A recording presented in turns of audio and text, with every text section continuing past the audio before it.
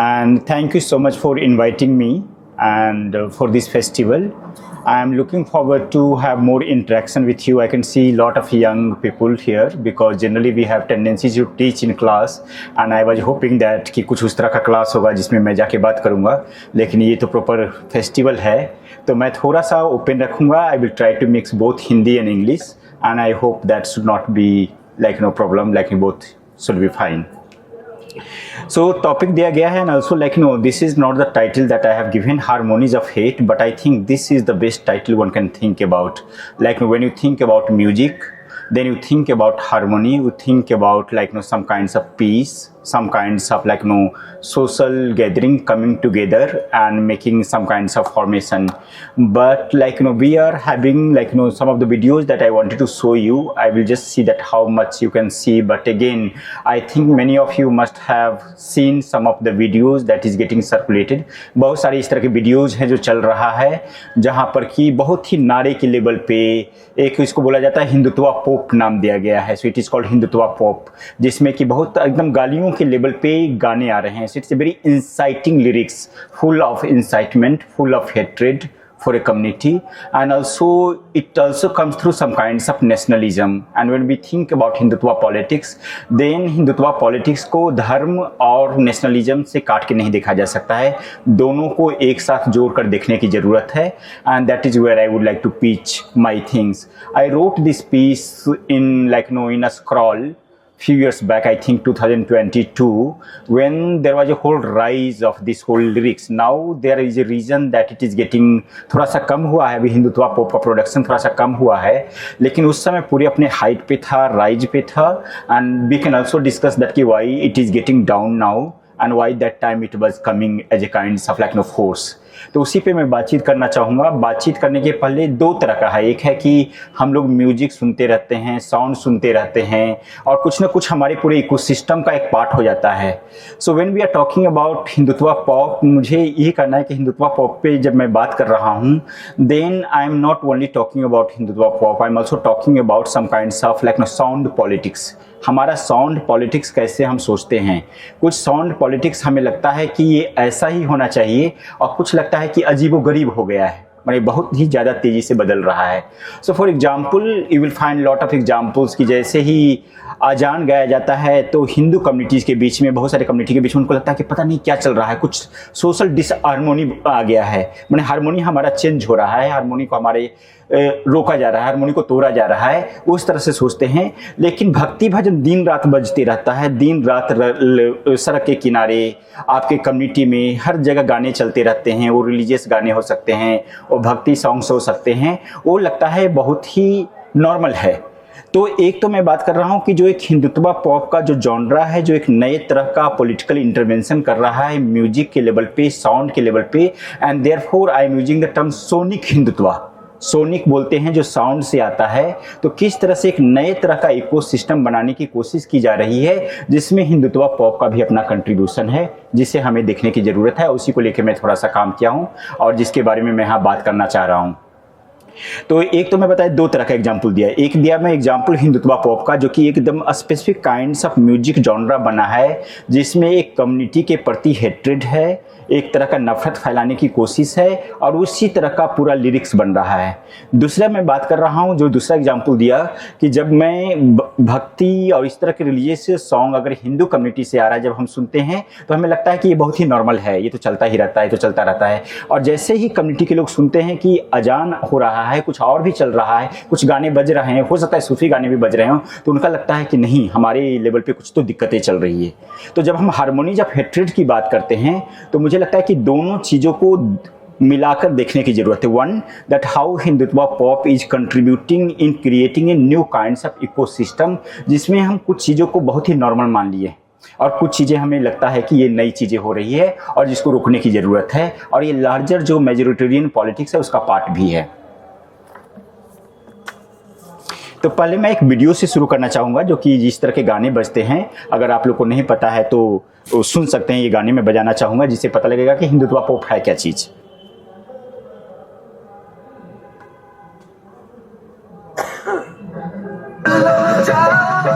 पाकिस्तान खाएगा, राम राज अब आएगा, हमें मुल्क बनाए, हिंदू राष्ट्र ना बना देश सब हिंदू धोखा खाए, हिंदू राष्ट्र ना।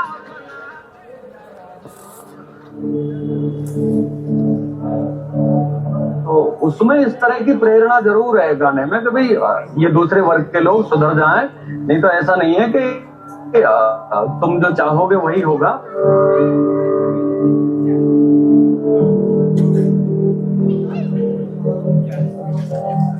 It is not yet a mainstream kinds of music, but it is spreading very fast. It's just a matter of time that it can become like one of the major genres. Hindustan में रहना हो तो वंदे मातरम कहना सीखो। तो ये इसी तरह के हैं, बहुत तरह के लिरिक्स आपको मिल जाएंगे, पूरे यूट्यूब पे भरे हुए हैं, पूरे सोशल मीडिया पे भरे हुए हैं। अब बहुत तरह के गायक हैं, अभी बहुत सारे कुणाल पुरोहित करके हैं, उनको भी आना था, शायद वो आ नहीं पाए। तो Kunal Purohit has done a whole ethnography of this singers. वो जाके उनसे बात किए हैं, वो क्या सोचते हैं, कैसे लिरिक्स बनाते हैं। तो कुणाल पुरोहित का काम है। महताब आलम भी आए हुए थे, वो हमारे दोस्त थे। महताब आलम भी कुछ इस तरह का एक इथनोग्राफी ये प्रेजेंट किए थे कि नॉर्थ इंडिया में किस तरह से इस तरह के गाने का पूरा एक स्प्रेड है, लोग सुनने वाले हैं। और गाने को बर्थडे पे गाने चल रहा है, शादियों पे चल रहा है। और ये भी है कि एक तो लेवल है कि लोग हैं जो इस तरह के लोग हैं जो उस मानसिकता से हैं, they have this mentality to become part of the Hindu India और हिंदुत्व पॉलिटिक्स, इसलिए वो सुन रहे हैं। जो लोग नहीं भी हैं वो भी सुन रहे हैं। वो जैसे कि बर्थडे है, बर्थडे पे गाना बजाना है, गाने बजा दिए विदाउट नोइंग दैट कि किस तरह के गाने वो सुन रहे हैं, उस गाने का लिरिक्स क्या है। कि गाना का बहुत ही अपील है, this is like having a very strong appeal. उसका बहुत ही बढ़िया बीट है, बहुत ही बढ़िया ट्यून है। तो हो सकता है कि आपको पता नहीं हो, लेकिन उस गाने पे आप गा रहे हैं। और बहुत बार होता है कि खासकर प्रोसेशन के दौरान, जब ये हो रहा था, रामनवमी होता है और बहुत तरह के फेस्टिवल आजकल होते हैं, तो सारे फेस्टिवल में, हिंदू फेस्टिवल में ये सारे गाने खूब भर भर कर चलाए जा रहे हैं। And many times people are participating without knowing that कि किस गाने पे वो डांस कर रहे हैं, क्योंकि उसका इतना बढ़िया अपील है, इतना बीट पे गाने हैं कि यंग जनरेशन है वो कूद जाता है, डांस करता है। बाद में उसको पता चलता अच्छा ये गाने बज रहा था। बट अगेन तो एक तो इस तरह के गाने हैं। अब तो सवाल ये उठता है कि इस तरह के गाने क्या बज रहे, क्यों हो रहा है। जैसे कि अगर सुनेंगे इंडिया में राइट के बारे में कि इंडिया में राइट का क्या हिस्ट्री रहा है, कम्युनल राइट का क्या हिस्ट्री रहा है, देन यू विल नो कि उसमें जनरली होता था कि लीडर्स जाएगा, कोई लीडर जाएगा, एक स्पीच देगा, भड़काऊ एक स्पीच देगा। The person is going to talk about some kinds of hatred and then that will percolate in right. अभी क्या हो रहा है कि आपको स्पीच देने की जरूरत नहीं, don't need to give a speech now, you just go and play music. Leader गायब है, लोग गायब हैं, सिर्फ आप म्यूजिक बजा दें और दंगा भड़क जाएगा। या उस तरह के राइट आप है ये कम्युनिटी के खिलाफ एक पूरा एक शुरू कर देंगे, उस तरह का हेट्रेड शुरू कर देंगे। और सारे जो हुआ है अभी पूरे जो 10 साल में जो इस तरह के बहुत तरह के इंसिडेंट्स हुए हैं, जहाँ पे मॉस्क के से या मस्जिद से अगर वो गुजर रहे थे तो ज़ोर ज़ोर से ये गाना बजने लगता है। जैसे ही पहले से अगर दूर से जा रहे हैं तो गाना का हो सकता है कि वॉल्यूम धीरे धीरे रहेगा, जैसे ही पास जाते हैं गाना का वॉल्यूम बच जाता है, इस तरह का बीट से उसका काफ़ी तेज हो जाता है और dance also becomes very very violent. तो ये जो टाइटल दिया गया है हार्मोनीज ऑफ हेट, वो किस तरह का म्यूजिक है जो एक तरह का हेट्रेड फैला रहा है। जैसे हम जब भी म्यूजिक के बारे में बात करते हैं, खासकर इंडियन भारतीय संगीत के बारे में बात होती है, तो बात होती है लार्जली कि हार्मोनीज के बारे में, बैलेंस के बारे में, स्पिरिचुअलिज्म के बारे में। लेकिन ये जो है कि म्यूजिक किस तरह का हेट्रेड फैला सकता है, वो हमारे लिए इस जॉनरा के माध्यम से बहुत ही विस्फोटक रूप में आया है, बहुत ही ब्लास्टिंग मोड में आया है। And I think this need to be analyse कि ऐसा हो क्यों रहा है, वो कौन लोग हैं जो कर रहे हैं, और ऐसा मतलब किस तरह से इसका कोई अल्टरनेटिव है क्या। दूसरा आता है कि अगर इस तरह के गाने बन रहे हैं, इस तरह का प्रोडक्शन हो रहा है, कल्चरल प्रोडक्शन हो रहा है, so do we also have some alternative. And बहुत लोग बहुत निराश हो रहे थे, ये भी डिमांड हो रही थी कि इसको गाने को बैन किया जाए, यूट्यूब उसे हटाया जाए। मुझे लगता है कि गाने का आंसर गाना ही शायद हो सकता है, और इसलिए मैं दूसरा वीडियो प्ले करना चाहूँगा जहाँ पर now they are also getting a response. ये है जो मराठी अम्बेडकराइट सॉन्ग है, जहाँ पर भी बीट वही है, म्यूजिक वही है, इंस्ट्रूमेंट सो ये है जो इलेक्ट्रो म्यूजिक है, इलेक्ट्रॉनिक म्यूजिक होता है, डिस्को इलेक्ट्रॉनिक डीजे बोला जाता है, डिस्क जॉकी बोला जाता है। और इसी म्यूजिक को लेकर now you are having a new production that is coming from Maharashtra, from many other parts of India and more from Ambedkarite kinds of politics, where people are also participating in these kinds of song but providing some different kinds of alternative. So when we are talking about Hindutva politics, I think Hindutva politics is like also Hindutva pop is also getting a response now from another sides, and this is what I want to play now.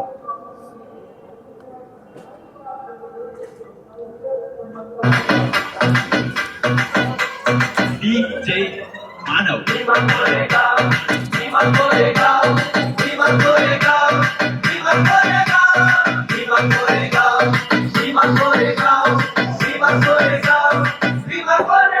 काळजावर कोरलं नाव आमच्या भीमा कोरेगा, काळजावर कोरलं नाव आमच्या भीमा कोरेगा.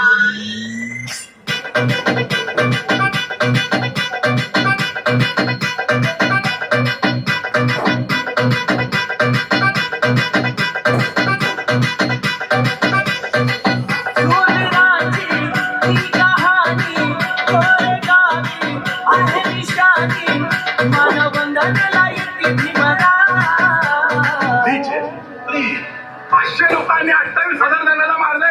आता तर आम्ही 14 कोटी आहे. घरात घुसून मारलो. काळजावर कोरलं नाव आमचा भीमा कोरेगा, काळजावर कोरलं नाव आमचा भीमा कोरेगा. तो ये मिल गया, तो ये है, अब इसको हम एनालाइज कैसे करें। जैसे कि एक बार बहुत सारे लोगों ने लिखा कि इस तरह का बीट है, बीट अपने आप में बहुत ही वायलेंट है, जो इलेक्ट्रो इसका एक लाउडनेस होता है, बहुत ही बीट होता है, अगर आप नहीं भी चाहें तो हो सकता है कि उसमें झूम के डांस कर सकते हैं। इस तरह का पावर उस म्यूजिक में होता है, इस तरह का साउंड ट्रैक होता है, and that becomes really problem. So now you have two cases. In one case we can see कि हिंदुत्व पॉप है, जहाँ पर पूरी तरह से एक तरह का लिरिक्स लिखा जा रहा है, जहाँ पर you have like a whole hatred towards a community. On the other side you have now new generation of singers are coming from another side, they are using almost the same beat, same kinds of soundtrack, but they are talking about different kinds of politics. तो एक तो बात clear है कि बहुत ही ये songs और music है बहुत ही आइडियोलॉजिकल होते जा रहा है। It is becoming very sides of ideology, ideological politics का पार्ट होते जा रहा है। बट ये कहना शायद काफ़ी नहीं होगा, this is not going to be enough to say that कि दोनों का चूँकि बीट एक ही जैसा है, साउंड ट्रैक एक ही जैसा है, टेक्नो उसी तरह का टेक्नो डांस हो रहा है, उसी तरह का टेक्नो म्यूजिक है, and therefore songs is necessarily going to be violent. तो यहाँ पे दो एग्जाम्पल्स है, उससे हमें थोड़ा सा उसको कॉम्प्लेक्स वे में देखने की ज़रूरत है। So I would like to read out some parts. So it is like in also part of a larger constellation of othering, जो othering हो रहा है कम्युनिटी का इसका उसके लेवल पे देखने की ज़रूरत है। सो वेरियस लेवल्स, जैसे कि फूड के लेवल पे हो रहा है, ड्रेस के लेवल पे हो रहा है, लैंग्वेज के लेवल पे हो रहा है, आर्किटेक्चर के लेवल पे हो रहा है, उसमें म्यूजिक भी आ रहा है।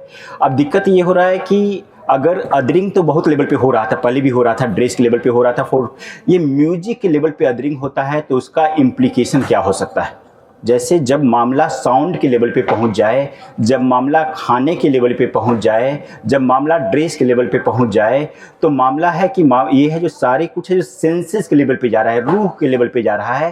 So you don't want to just see person as a kinds of some kinds of physical attribute. यहाँ पर क्या है कि एक नए तरह की पॉलिटिक्स आ रही है, जहाँ पर आप है जो सेंसेस को ही अटैक करना चाह रहे हैं, एक जो नया सेंस बन सकता था उसी को आप लाना चाह रहे हैं। और ये बात बार बार आती है कि अगर हमला किसी पे हो रहा है, किसी एक आदमी पे हो रहा है, लेकिन आर्टिस्ट पे हमला स्पेशल क्यों हो जाता है। जैसे बार बार होती है कि आर्टिस्ट पे हमला नहीं होना चाहिए, लेकिन आर्टिस्ट भी तो आदमी है, वो भी तो एक इंसान है। अगर आदमी पे हमला अगर ये है तो आर्टिस्ट पे हमला स्पेशल क्यों होना चाहिए। लेकिन वहाँ पे एक आर्गूमेंट ये आता है कि जब आप आर्टिस्ट पे हमला करते हैं तो सिर्फ एक आदमी पे हमला नहीं करते हैं, एक है जो फ्रीडम ऑफ एक्सप्रेशन है उस पर भी हमला करते हैं, और एक सेंसेज जिसको रूह हम बोल सकते हैं, रूह पे भी हमला करते हैं। तो चूंकि आर्टिस्ट पे हमला एक रूह पे हमला होता है, इसलिए हमला का जो लेयर है वो बहुत ज़्यादा डीपर होता है, इसलिए उस मामले को थोड़ा सा और भी सीरियसली लेने की ज़रूरत है। तो इस तरह की बातें तो आती रहती है कि ये क्या नया है। एक है कि हिंदुत्व पॉप जो आया है वो क्या आउट ऑफ ब्लूज आ गया, ये सिर्फ क्या बीजेपी का कंट्रीब्यूशन है, एक पॉलिटिकल पार्टीज का कंट्रीब्यूशन है जब से ये पार्टी आई है, जब से हिंदुत्व पॉप आ गया, या हमारे पास ऑलरेडी उस तरह के कल्चरल रिसोर्सेज थे जिसके बेसिस पे हिंदुत्व पॉलिटिक्स, ये हिंदुत्व पॉप आया है, जिसको हम बात करना चाहेंगे। तो इसके लिए मैं एक छोटा सा सेक्शन अपनी किताब से पढ़ना चाहूँगा। किताब है बॉडी ऑन द बैरिकेड्स, और उस पर एक चैप्टर है will you hate him as you hate me. ये है मियाँ पोएट्री से लिया गया है, लेकिन वो बुक का टाइटल है, बने वो चैप्टर का टाइटल है। तो मैं अपना ही एग्जाम्पल दे रहा हूँ उस टाइटल में कि मैं जब आ रहा हूँ, मैं बिहार के कम्युनिटी से, बिहार से आता हूँ, वहाँ पे किस तरह से अदरिंग हुआ है, वो अदरिंग का प्रोसेस क्या रहा है, वो फूड पे कैसे गया है, वो म्यूजिक पे कैसे गया है, वो एजुकेशन पे कैसे हो रहा था, उसके बारे में मैं बात कर रहा हूँ यहाँ पे। So I am reminded of my school days in Bihar.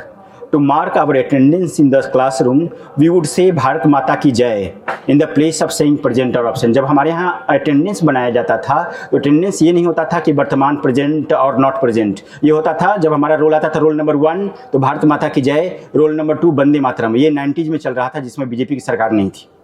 तो मैं ये बता रहा हूँ कि ये पूरा एक कल्चरल प्रोसेस रहा है जिसमें ये चलता रहा है, और वही है जो एक दूसरा हाइटेन मोड पे अभी आ रहा है। तो so we would say Bharat माता की जय in place of saying present और absent. It used to somehow go like this: roll number 1 Bharat माता की जय, roll number 2 Vande Mataram, and it will go like similar kinds of this is the way you used to go to mark attendance. In the same vein, most government schools had Hindu prayers. They were prayers to Hindu gods and goddesses, Saraswati, Ganesh, Antaryami. But this was not a joke when you had Muslim students in class. They would be largely silent. It was working as a silent revolution for the Hindutva mobilization. I asked my Muslim friend who was my classmate there and how he felt. जैसे पूरा सारी प्रार्थना हो रहे थे, significant number of Muslim students थे, फिर भी उस तरह के प्रार्थना चलते रहते थे। जो मैं नॉर्मलाइजेशन की बात कर रहा था, एक तो हिंदुत्व पॉप के थ्रू डायरेक्ट हो रहा है, लेकिन जो एक नॉर्मलाइजेशन हो गया था कि इसी तरह का प्रेयर होगा, without you are not thinking about Christian communities, you are not thinking about other communities, वो सारा प्रेयर हम मान लिए कि ही हमारा है जो स्टैंडर्ड है। And you are also talking about harmony कि नहीं हम लोग बहुत हारमोनियस हैं, but again this is also happening. तो वो बता रहा है, वो जो मेरा दोस्त है वो बता रहा है कि so he saying we used to only take it is a tarana, कि हम तराना की तरह से सिर्फ गा लेते थे। He smiled and I did too, हम दोनों हंसे उसके बाद जब वो जवाब दिया तो। And how innocent we were, how innocently alienation had already assume the normal course. जो मैं एलियनेशन की बात कर रहा हूँ कि वहाँ जो भी दूसरे कम्युनिटी से लोग आते थे, दूसरे रिलीजियस कम्युनिटी से लोग आते थे, उनको सब पता था कि क्या हो रहा है, लेकिन उनको पता था कि ये नॉर्मल बन गया है तो तराना के लेवल पे ले लो, इस चीज़ों के लेवल पे ले लो, और चलो गाँव के ख़त्म करते हैं, क्या इस झगड़े में पड़ना, झंझट में पड़ना, गाँव के ख़त्म करो। लेकिन when I am talking about this normalisation of the culture, वहाँ से इसको एक तरह का ये मिलता है। उसी तरह का सारा जो भक्ति भजन जो चला है पूरे नॉर्थ इंडिया में, अगर आप पीछे का भी रिकॉर्ड देखेंगे तो इस तरह के गाने मिल जाएंगे जहाँ पर कि कम्युनिटी पे तो हेट्रेड नहीं है, but again at the same time you are making something very normal, कि ही नॉर्मल है जो पब्लिक स्फीयर पे चलेगा और बाकी सब चीज़ें नहीं चलेगी, और ये मान लिया गया था। उसी का है जो नया तरह का जो पर्कुलेशन हुआ है, नए तरह का इंटरवेंशन हुआ है जो हिंदुत्व पोप से हुआ है। All of us who went to a school in cow belt in North India have written more essays on cow than love letters in our life.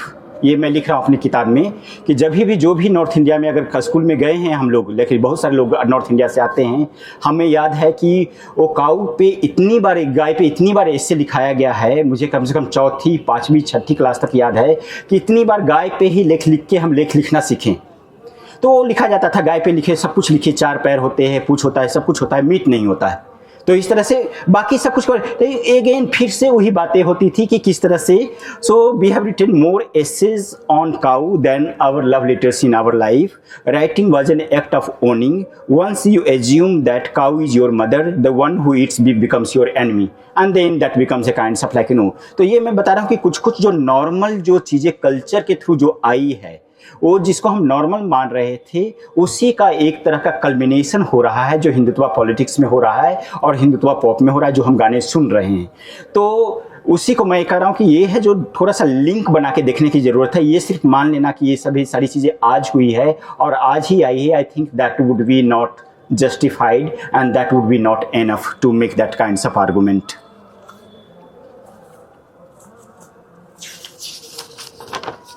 अब है इसमें मैं कुछ कुछ पॉइंट्स बना रहा हूँ, like we have like so of course like अगर हिंदुत्वा पॉप बन रहा है, इस तरह के गाने बन रहे हैं, तो उसका रीज़न क्या हो सकता है। तो एक तो है कि music is becoming very very ideological. जैसे पहले म्यूजिक का रोल होता था, संगीत का रोल होता था कि एक साथ कम्युनिटी को एक साथ लाएगी, जो भी उस तरह के गीत थे उस तरह का होगा कि सब एक साथ आएंगे, एक साथ बैठेंगे, and then you are going to create a balance like harmony and things like that. अभी क्या है कि म्यूजिक का रोल, जब पूरा अमेरिकन जो आर्मी थी वो पूरा जिस तरह से जो भी लोगों को अरेस्ट किया था अमेरिका में जॉर्ज बुश के समय में, उसको म्यूजिक सुना सुना के टॉर्चर किया था। So music, you are not just playing to create harmony now. Music is becoming a part of torture.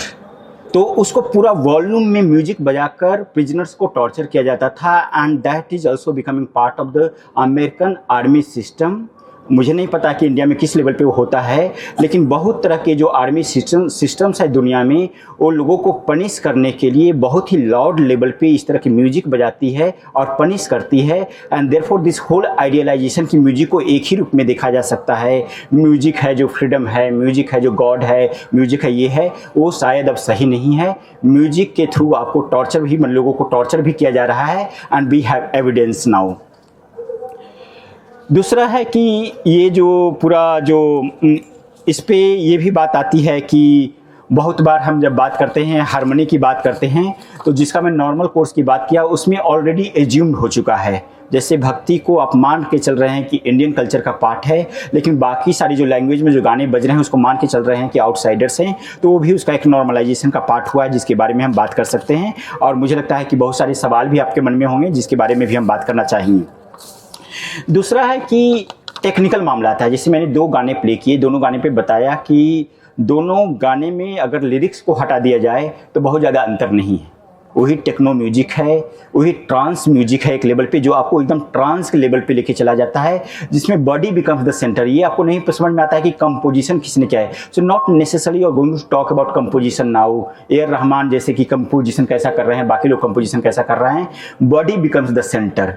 उसके बाद कंपोजर कौन है वो भी नहीं दिखता है। लोगों को लगता है कि मैं चूँकि गा सकता हूँ, and this is largely getting संग इन प्रोसेसन। प्रोसेसन में जब होता है लोग स्ट्रीट पे होते हैं, तो उसमें है वाल्टर बेंजामिन का कहना था, जो फिलोसफर थे जर्मनी का, उनका कहना था कि जब फासिज्म आता है तो हो सकता है वो आपको इकोनॉमिकल सपोर्ट नहीं दे, लेकिन एक्सप्रेशन का सपोर्ट दे देता है कि आप जाके गलियों में डांस कर सकते हैं, आप जाके महलों में ये कर नाच सकते हैं, उस तरह से जहाँ नाच सकते हैं। तो ये जो एक्सप्रेशन देने का मामला है, तो खासकर आप देखेंगे कि ये जो गाने चल रहे हैं, हिंदुत्वा पॉप जो चल रहा है, who are the people who are participating. ये कौन लोग हैं जो गली में नाच रहे हैं, इस प्रोसेस में पार्टिसिपेट कर रहा है। बहुत ही अमीर घराने के लड़के नहीं हैं, they are not very elite. वो पूरा एक लेवल पे देखा जाए, अगर उनका कास्ट और क्लास बैकग्राउंड भी देखा जाए, तो largely they are coming from subaltern background. उसमें लार्जली है जो सबल्टर्न कम्युनिटीज़ के लोग हैं, जो इस लेवल हो सकता है कि कंपोजर हैं, जो ज़्यादा हमें इथनोग्राफी से मिल रहा है, जो इथनोग्राफी कुणाल पुरोहित से आया है, बाकी से आया है, उसमें ज़्यादातर जो राइटर हैं इस तरह के लिरिक्स के, हो सकता है ज़्यादातर है जो अपर कास्ट से आए हैं, मैक्सिमम कहा जाए अपर कास्ट से ही हैं। लेकिन जो गाने बजा रहे हैं और पार्टिसिपेट कर रहे हैं, उसमें लोअर कास्ट के भी लोग हैं, सबल्टर्न कम्युनिटीज़ के भी लोग हैं, और वो पूरा डांस कर रहे हैं। अब सवाल उठता है कि वो डांस क्यों कर रहे हैं। अब ये है कि उनको ये कह दिया जाए कि आप इस गाने पे क्यों डांस करते हैं, ये तो तुम्हारा गाना नहीं है। लेकिन that would be very easy argument to make. गाने चूंकि इतना अपीलिंग है, उसका साउंड ट्रैक इतना पार्टिसिपेटरी है, this songs are really participatory. अगर आप उसका लिरिक्स हटा दें और बिना लिरिक्स के अगर गाने चलाएं, उसका सिर्फ धुन चलाएं, बीट चलाएं, तो this musics are really really very participatory. उसमें कोई भी जाके डांस कर सकता है, and that is what people feel. तो उसमें इसके कारण है जो पार्टिसिपेटरी, बहुत ज़्यादा पार्टिसिपेटरी है। दूसरा है कि उनको ये भी लगता है कि जो भी सबल्टर्न कम्युनिटी से लोग आते हैं, उनको लगता है कि मुझे फ्रीडम नहीं दिया गया है, एक्सरसाइज ऑफ स्पेस नहीं हुआ है, उस तरह से उनको बोलने का मौका नहीं मिलना है, डांस करने का मौका नहीं मिला है। जिस तरह से अपर कास्ट के लोग डांस कर सकते हैं, लोअर कास्ट के लोग डांस नहीं कर सकते हैं। उनको क्या है कि इस तरह के गाने हैं जो पूरा स्पेस दे देता है कि आओ तुम भी डांस करो, और वो भी उसी मोड में डांस करते हैं, उसी वायलेंट वेज में डांस करते हैं, और उनको लगता है कि दे ओन दैट स्पेस। ये मान लेना कि ठीक है इकोनॉमिक जॉब नहीं मिल रहा है, बाकी सब इनसिक्योरिटी है, लेकिन कम से कम 2 दिन के लिए डांस तो फेस्टिवल के दौरान आप डांस तो कर सकते हो। So equally you can go and dance, you can celebrate, you can participate. So you have the sense of participation, you are getting the sense of celebration, you are getting the sense of expression. ये सारी बातें हैं जो एक emotional level पे काम करती है, जिसको आप चाहें जिसको गाली दे सकते हैं। You are getting a space now जहां पर अगर किसी कम्युनिटीज को गाली देना है आप आके गाली दे सकते हो, और Hindutva pope is providing that space जहां पर लोग आके गाली गलौज कर सकते हैं, गाली दे सकते हैं, उस गाने पे डांस कर सकते हैं जहां पर पूरा हेट्रेड है, and that is getting legitimise. जैसे कि हो सकता है आप डे टू डे लाइफ्स में कहीं पे खड़े होकर इस तरह के गाने पे और इस तरह के लिरिक्स नहीं बजा सकते हैं, या इस तरह के लिरिक्स और स्लोगन के लेवल पे नहीं बोल सकते हैं, लेकिन इस तरह के गाने बजते हैं जब प्रोसेशन के दौरान, तो that also gives some kinds of legitimacy कि उसमें आओ आप डांस करो। और डांस में आप जब चाहो अटैक कर सकते हो लोगों पे, मोनूमेंट्स पे अटैक कर सकते हो, प्रोसेशन उस तरह का होगा जहां पर आप दंगे भड़का सकते हो, ये सब कर सकते हो। So how that is also providing that kinds of legitimacy and impunity against some kinds of legal kinds of things. तो इसके कारण है कि इसका प्रभाव है जो सिर्फ ये नहीं है कि सिर्फ अपर कास्ट और एलिट कम्युनिटीज में है, ये है of course it is a part of agenda that is coming from parties, but it is also part of the agenda that is coming through some kinds of politics, but its participation is really huge and therefore it becomes dangerous. हो सकता है कि ऐसे भी students है, ऐसे भी young youth है जिनका उस पॉलिटिक्स से कोई लेना देना नहीं है, but when it comes to dance on that kinds of process, in that kinds of procession, they are really participating. एक बार जब पार्टिसिपेट करते हैं आप तो आप ओन करते हैं। जैसे म्यूजिक का क्या मामला है कि म्यूजिक में सिर्फ ये नहीं होता है कि आप कीर्तन बजाते हैं, जब आप एक बार कीर्तन बजाते हैं, साथ में डांस करते हैं, म्यूजिक करते हैं, तो एक बार जब आप नारे देते हैं, गाने गाते हैं, तो you also own that things inherently. हो सकता है माइंड के लेवल पे नहीं ओन करते हो, बॉडी के लेवल पे आप उसको ओन करने लगते हैं, at least for 2 hours, at least for 3 hours, और hours you are participating in the procession, you can attack anybody. Not necessarily you are having that ideology, but again your bodies are so mobilized, your senses are so mobilized, you are so much full of energy that you can necessarily attack people. So what I'm trying to say that ki not necessarily one that very ideological things that is getting constructed through Hindutva pop, through this kinds of like lyrics, but in terms of participation it is also doing something else, जहाँ पर कि ideological leaning नहीं है, फिर भी आपका body है जो participate कर सकता है। You can become very very violent when you are participating in this song or in this kinds of like more I will say beat, not I'm not going to the lyrics in that way.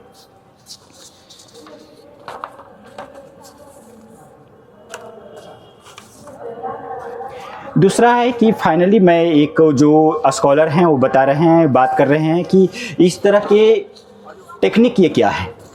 जैसे कि अगर जाएंगे आप African song सुनेंगे, African music सुनेंगे, तो African music में same तरह का जो म्यूजिक है, बीट है, वो बहुत ही रेडिकल रहा है, रिवोल्यूशनरी रहा है। उसने अथॉरिटी के साथ खिलाफ लड़ा है, उसने बड़ी बड़ी पावर को चैलेंज किया है, वो हिप हॉप का मामला हो, उस तरह के बहुत सारे ब्लैक म्यूजिक का पूरा अपना ट्रेडिशन रहा है, जो कि इसी तरह का पूरा एक तरह का म्यूजिक है जो बीट ओरिएंटेड म्यूजिक है, रिदम ओरिएंटेड म्यूजिक है। लेकिन यहाँ पे जिस म्यूजिक से ये अपेक्षा किया जाता था, एक्सपेक्टेशन था कि that is going to provide some kinds of alternative, वो है जो दूसरी तरह का काम कर रहा है, that is spreading lot of hate. तो सवाल ये आता है कि इसका टेक्निक क्या है, टेक्निक के लेवल पे हम इसके बारे में कैसे बात करें।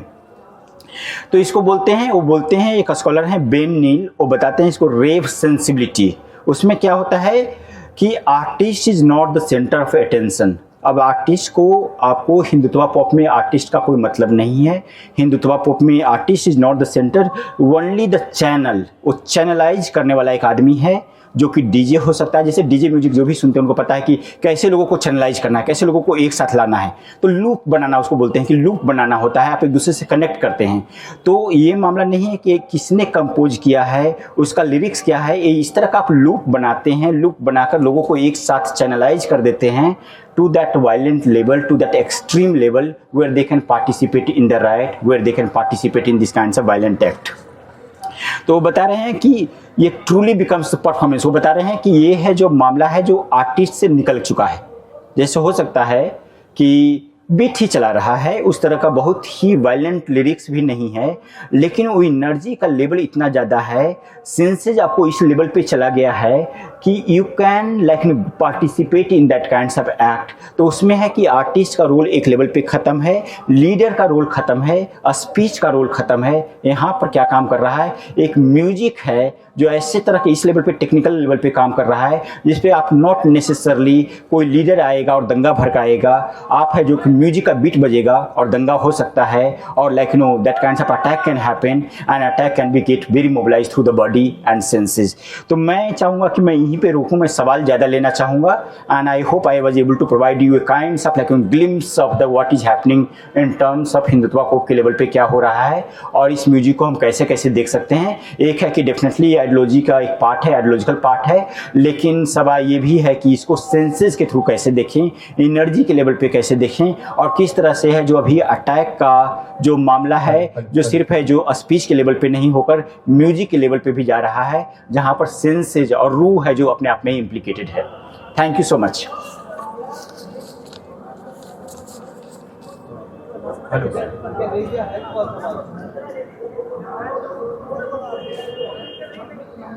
उस राइटर का नाम और उसका जो कंसेप्ट आपने बताया उसको रिपीट करिए जरा। हाँ हाँ, बेन नील है, BEN। कंसेप्ट क्या था? बेन नील वो बता रहे हैं रेव सेंसिबिलिटी। जब रेव सेंसिबिलिटी में आप पार्टिसिपेट करते हैं तो speech act does not matter, वो रेव सेंसिबिलिटी है जो बहुत ही इलेक्ट्रो टेक्निकल, वो बता रहे हैं किस तरह से मशीन और बॉडी एक साथ आ रही है। और मुझे लगता है कि यहीं पे हमें जब हिंदुत्व पॉलिटिक्स की बात कर रहे हैं और इस तरह का म्यूजिक की बात आ रही है तो मुझे लगता है मशीन और आइडियोलॉजी की भी बात करने की ज़रूरत है कि मशीन सिर्फ मीडिया नहीं है, मशीन है जो इस तरह का मशीन है जो किस तरह का आइडियोलॉजी और किस तरह का बॉडी प्रोड्यूस कर सकता है जो कि शायद स्पीच के थ्रू पॉसिबल नहीं है। So how machine can produce a new kinds of body in new kinds of economy of senses also. Sir आपने बताया कि हिंदुत्व पॉप जो है अभी डिक्लाइन में है, तो इसकी क्या वजूहत हो सकती है? एक और सवाल ले लेते हैं साथ में। सवाल ये है कि when we say we are talking about body and senses, right?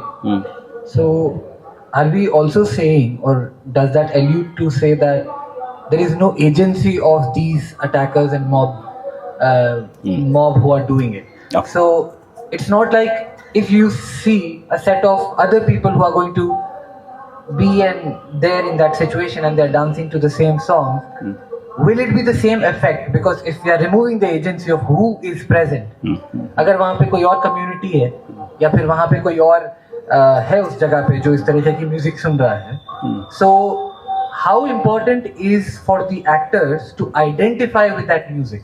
So where does the agency Comes of in, those yeah. actors come? एक और सवाल, 3 सवाल एक साथ, सॉरी।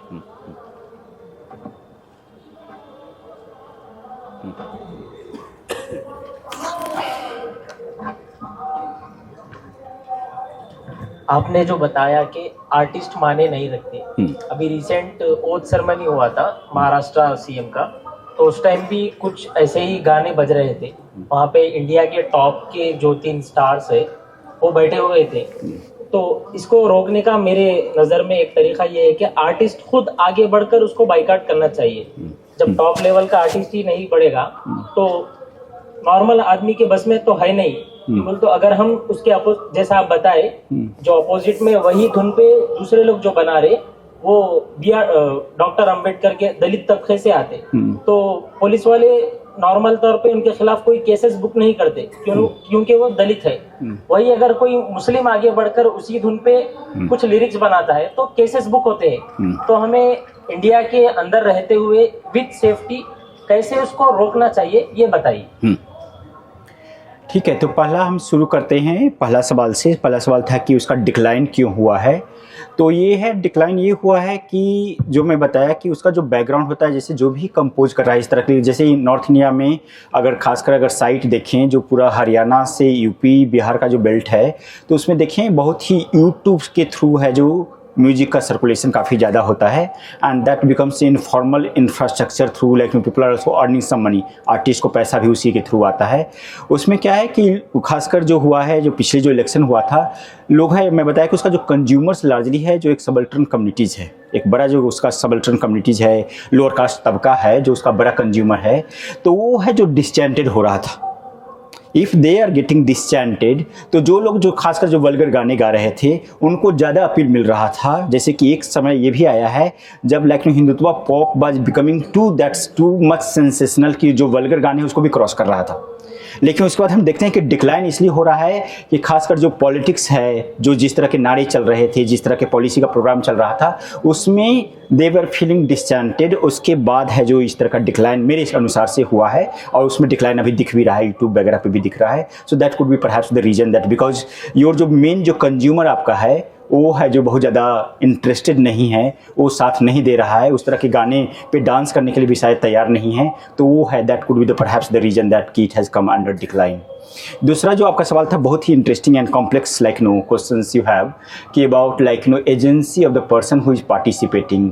तो एक तो है कि बहुत सारा डिबेट है कि agency like no mind body division and all those things, whether body holds the agency और नॉट। लेकिन जब म्यूजिक कुछ जो म्यूजिक होता है, जैसे कि अगर if you go to ask like many singers कि आप 2 गाने सुना दीजिए, वो बताएंगे कि पहले हारमोनियम लाओ, वो बताएंगे पहले हारमोनियम लाइए, बिना हारमोनियम को मुझे गाने याद ही नहीं आएंगे। नाउ द क्वेश्चन कम्स कि वो है जो गाने माइंड से याद कर रहा है या हैंड है जो गाने को होल्ड कर रहा है। जैसे डांस में हम लोग बात करते हैं कि आप है जो घुटने से भी सोचते हैं। मैं डांस थिएटर पढ़ाता हूँ तो ये होता है कि आप घुटने से सोचते हो क्या, नॉर्थ इंडिया में मजाक है कि आप घुटने से सोचते हो क्या। हम डांस स्टूडेंट को पहला चीज़ ही बताते हैं कि आप घुटने से भी सोचते हैं। आइए आपको याद रखना चाहिए कि आप घुटने से सोचते हैं, आपका घुटना भी याद रखता है मूवमेंट को।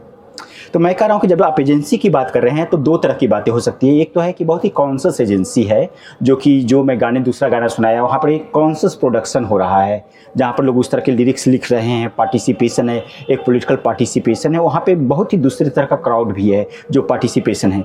यहाँ पे क्या है कि एक एजेंसी है जो not necessarily agency is only getting constituted through some kinds of intellectual exercise. वो एजेंसी है जो बॉडी के थ्रू भी आती है, वो बॉडी भी वहाँ पे ऑपरेट करता है। तो यू कैन बी राइट कि अगर आप सफरर हैं, कोई अगर राइट का सफरर है या उस तरह का ये है, तो 10 बार सोचेगा कि मैं जाके उस तरह का अटैक कर सकता हूँ क्या, उसमें पार्टिसिपेट भी कर सकता हूँ। Even the participation would be hard that how can go and participate. अगर किसी ने वायलेंस देखा है उसके बेसिस पे तो पार्टिसिपेट नहीं करेगा कि वहाँ पे दूसरे तरह का एजेंसी काम कर रही है, agency that was like very vulnerable and then it is not going to work. लेकिन जो एक एजेंसी ऑलरेडी एक इम्बोल्डेंड है, जिसको बढ़ा चढ़ा के रखा गया है कि आप कुछ भी कर सकते हो, हम देख लेंगे, जहाँ पर एक पूरा सबल्टन कम्युनिटीज़ को ये सिर्फ एक्सप्रेशन का स्टेज दिया जा रहा है कि आप देखो, हम देख लेंगे। We are not going to provide you job, we are not going to give you anything education, but you can do whatever you want to do. तो वहाँ पर एजेंसी है जो परहैप्स है जो बॉडी लेवल पे ज़्यादा ऑपरेट कर रहा है, and perhaps like making this distinction would be difficult. लेकिन हाँ, एजेंसी का रोल हम कैसे कॉन्टेक्चुअलाइज कर सकते हैं, that should be perhaps the better answer to think about कि उसको हम कैसे देखें। तीसरा जो आप बता रहे थे, हाँ, ये जो महाराष्ट्र का जो अभी रिसेंट एग्जाम्पल है कि 3 आर्टिस्ट बैठे हुए हैं, इस तरह के गाने चल रहा है, तो ये तो खैर हमारे यहाँ आर्टिस्ट का, जैसे जब हम आर्टिस्ट का बात करते हैं तो when we also think about artist as a very ideal being. यहाँ पर पूरा कॉर्पोरेट दुनिया है, आर्टिस्ट बिके हुए हैं, पूरी कमोडिफाइड है, वो किसी तरह के गाने किसी तरह का उसमें हमें कोई भी इल्यूजन नहीं होना चाहिए कि आर्टिस्ट क्या कर सकते हैं। हमारे जो भी बड़े स्टार्स हैं, बड़े आर्टिस्ट हैं, वो I don't think they are in a position to take any position, और they will not take any position, put in other way round. तो उसमें ये होप रखना कि आर्टिस्ट है उनको पोजीशन लेके आगे आना चाहिए, that would be very ideal kinds of things. दूसरा हो जाए तो क्या हम इस गाने को रोक दें, इस तरह के गाने को रोक दें? अगर ये हो कि है इस तरह का हेट्रेड के गाने आ रहे हैं तो रोकना भी बहुत मुश्किल होगा। हेट्रेड के गाने कास्ट के अगेंस्ट हैं, महिलाओं के अगेंस्ट हैं, you have like whole sexist songs, उस तरह के गाने कहाँ गाने को रोकेंगे? और that would be also not a very practical suggestion. मुझे लगता है कि इसमें जो एक विंडो खुल रहा है, खासकर दलित पॉलिटिक्स से, दलित आर्टिस्ट से, perhaps they can provide the answers. I am against banning of any kinds of song. जो भी है वायलेंट है, अगर मिथ अगर कोई बना रहा है, एक तरह का नैरेटिव बना रहा है, मिथ बना रहा है, so another alternative myth can be the answer, perhaps stopping the myth. And you can not stop myth, you can not stop reamer, you can not stop music.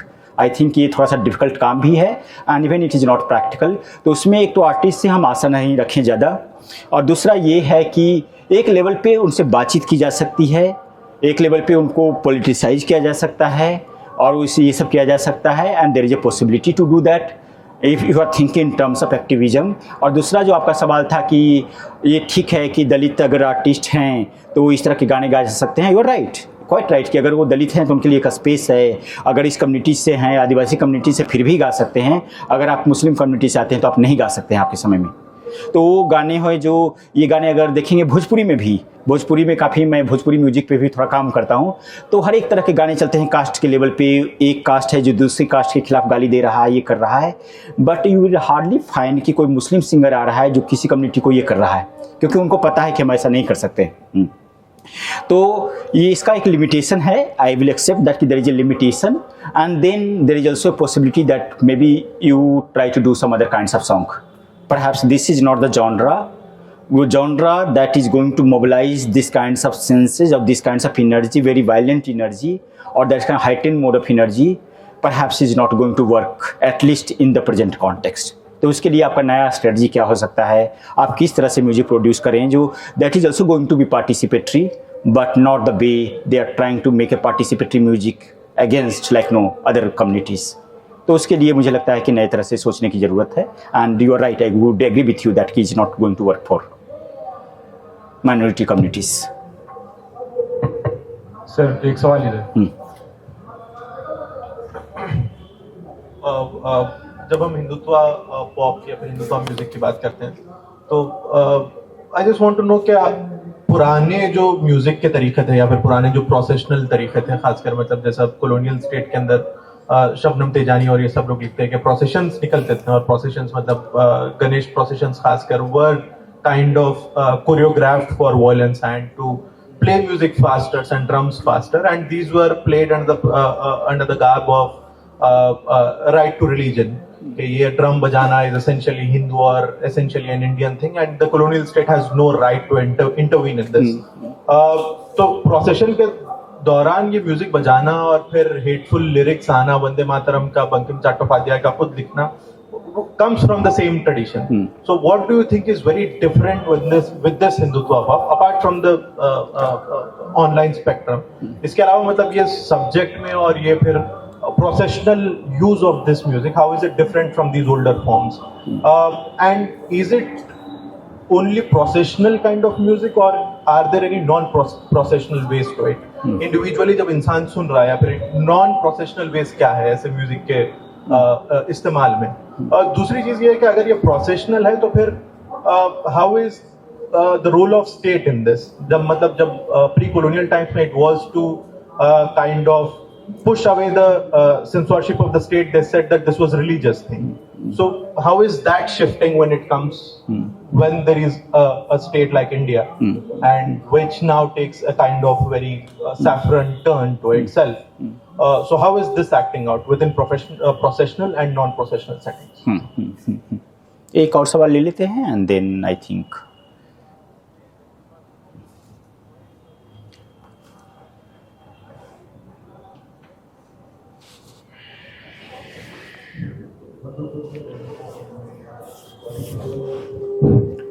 Assalamu alaikum.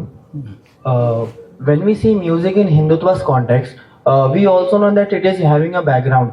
अगर हम देखें तो हिंदुत्वा के out of भी कई सारी ऐसी चीज़ें हैं जो आज के टाइम पे यूथ के अंदर यूथ को गुमराह करने के लिए उनके अंदर डाली जा रही है। जैसे कि हम देखा जाए तो सेक्सुअलिज्म जिस तरीके से चीज़ एक हो सकती है, और दूसरी जो चीज़ हो सकती है कि अर्लियर टाइम्स में जब मुसलमानों की खिलाफत को ख़त्म किया गया था एंड मुसलमानों को दबाया जा रहा था, उस वक्त तो उनके अंदर मौत के डर को डाला जाता था कि that if you go to war you are gonna die. And आज के टाइम से हम ऐसा दिखते हैं कि मुसलमानों को पॉलिटिक्स से दूर रखने के लिए या फिर जो माइनॉरिटीज़ हैं उनको दूर रखने के लिए इस तरीके से हिंदुत्व के, जैसे आपने बताया कि सॉन्ग्स वगैरह यूज़ किए जाते हैं।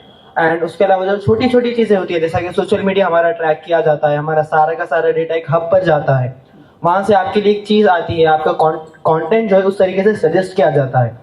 So is it really just Hindutva या फिर उसके पीछे कोई ऐसी एक बैकग्राउंड इमेज है जो हम आजकल देख नहीं पाते, जिसको ये सारी की सारी चीज़ें एक जगह पर जाकर कनेक्ट होती हैं, जिसको हम लोग देखते हैं आउट ऑफ इंडिया भी ये सारी चीज़ें होती हैं, जहाँ पर यूथ के अंदर सेक्सुअलिज्म को डाला जाता है या फिर यूथ के अंदर दूसरी चीज़ों को डाला जाता है। तो पहला सवाल भी like will take like more time to again to address this kinds of complex questions. एक तो है कि यू आर राइट कि जो पूरा हमारे यहाँ प्रोसेसन का ही अपने आप में मामला है, so not only music but very idea of the procession. Either you are thinking about Durga Puja procession, Ganesh Lucknow procession in Maharashtra, उसका एक नेशनलिज्म का पार्ट भी रहा है एक समय में। That has a very another history where you are trying to find some kinds of excuse कि लुक करने के लिए कि ये है जो रिलीजियस कर रहे हैं, this is not political that we are doing any kinds of political things. But now if you see then I think एक तो ये है कि जब भी हम हिंदुत्व की बात करते हैं, और ये है सावरकर खुद भी बात करते हैं कि Hindutva is largely the idea of nationalism. ये पूरा है जो एक नेशनल प्रोजेक्ट है, एक नेशनलिज्म का आइडिया है, और उसमें है कि रिलीजन एक घालमेल है, उसमें कहा जाए कि एक मिक्स है। And therefore I think that nationalism, Indian nationalism in early period becomes the background if you really wants to trace the genealogy of this kinds of music or this kinds of procession, then I think both cannot be separated. And I think that time also you had I don't remember some reference, but you also have some kinds of attack on some communities and things. So besides they were trying to oppose colonialism, but they were also opposed to some kinds of communities. तो वो भी उसका एक history रहा है। और दूसरा है कि इसमें चेंजेस, बदलाव क्या हो रहे हैं। तो एक है कि और राइट कि अभी सारे जो देखेंगे जनरल जो पूरे हिंदू फेस्टिवल है, even to that extent I will say indigenous festival across the world is becoming processional. एक है लार्जर लेवल पे चेंज हुआ है। जैसे जो लोग भी पहले कम्युनिटीज़ में वर्शिप करते थे, वो आदिवासी कम्युनिटीज़ का भी आप एग्जाम्पल ले सकते हैं। Now the cyclic movement is turning into linear movement. ये पूरा है जो उसमें लेफेब्रे के स्कॉलर हैं, फ्रेंच स्कॉलर हैं, and he will talk about that कि हाउ रिदमो एनालिसिस करके उनका एक किताब है। तो रिदमो एनालिसिस में वो बात करते हैं कि किस तरह से कैपिटलिज्म में टाइम का सेंस है जो बदल जाता है, जो साइक्लिक था वो लिनियर हो जाता है। तो in that sense we can also see कि किस तरह से जो फेस्टिवल जो साइक्लिक वे में हो जाता था, साइकिल में होता था, और उसका एक साइक्लिक एक स्वरूप था, वो चेंज होकर प्रोसेशनल होता जा रहा है, largely that is becoming precessional. तो एक है जो कैपिटलिज्म का पूरा हम देख सकते हैं कि how it is not only the Hindu nationalism that has shaped these kinds of processional things, but we are in the time that is also shaping these cultural festivals or some kinds of movement in a linear way. And I think उसका एक linearity भी है जिसको level पे देखने की ज़रूरत है।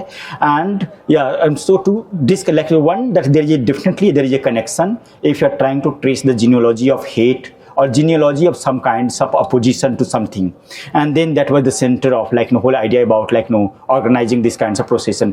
दूसरा है कि शिफ्ट हुआ है, और शिफ्ट है एक तो कम्युनल लेवल पे जो शिफ्ट हुआ है कि you are really becoming very visible explicit in terms of lyrics and things, जो उस समय नहीं था। और दूसरा है कि टेक्निकल मशीन, जो मैं मशीन के बारे में ज़्यादा बात नहीं कर पाया, कि मशीन और बॉडी का जो कनेक्शन है वो उस लेवल पे नहीं था। जैसे कि एक आर्गूमेंट इसका ये भी होता है, there is one argument that you are going back, it is not that machine is letting you go back. Trance stage में पहुंच रहे हैं, समनिज्म के स्टेज में पहुंच रहे हैं, रिचुअल के स्टेज में पहुंच रहे हैं। रिचुअल में क्या होता है कि ड्रम होता है, पार्टिसिपेशन होता है, and largely it's body and rhythm that is participating. So one that trance, it is also called trance, techno trance. So techno trance in a literal sense you are going back to the trance stage, so that is also the trajectory that one can map out.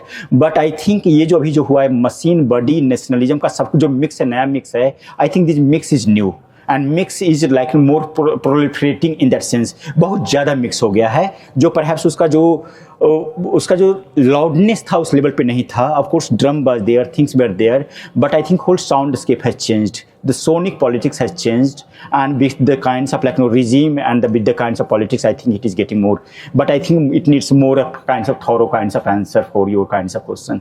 दूसरा है कि पीछे आया है कि उसमें है कि लार्जली जो चीज़ है इस तरह का म्यूजिक बजाकर लोगों को और डिसऑरिएंट करने की कोशिश की जा रही है, ये करने की कोशिश की जा रही है। चूँकि वो मेरा प्रोफेशन का मामला है, तो ये मैं नहीं कहूँगा कि डिसऑरिएंट किया जा सकता है म्यूजिक से बहुत सारी चीज़ें की जा सकती है।